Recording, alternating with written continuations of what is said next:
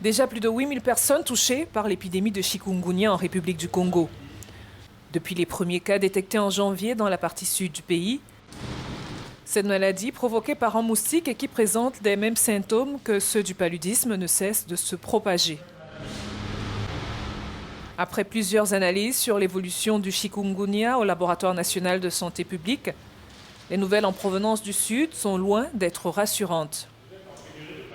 Nous avons donc pu découvrir qu'en fait, il y avait non seulement le département du Kwilu, mais celui de Pointe-Noire, la ville océane, le port d'entrée maritime du Congo, où pratiquement tous les quartiers avaient des cas de chikungunya déjà. Ensuite, les départements plus à l'intérieur du Niari, avec la ville de Dolisie notamment, de la Bouenza, du Poul et de Brazzaville, nous recevons des cas que nous avons confirmés positifs. Nous avons des signaux d'alerte provenant d'autres parties du pays.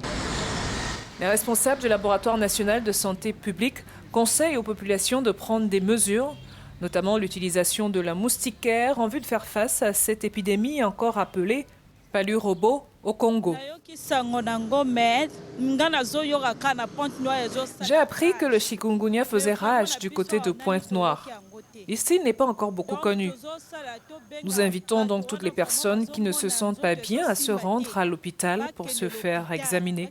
Peut-être qu'il s'agit de cette maladie, ils doivent aller voir le médecin.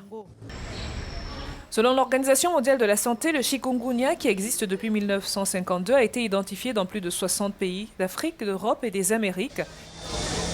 La proximité des sites de reproduction des moustiques avec l'habitat humain est un facteur de risque significatif d'infection.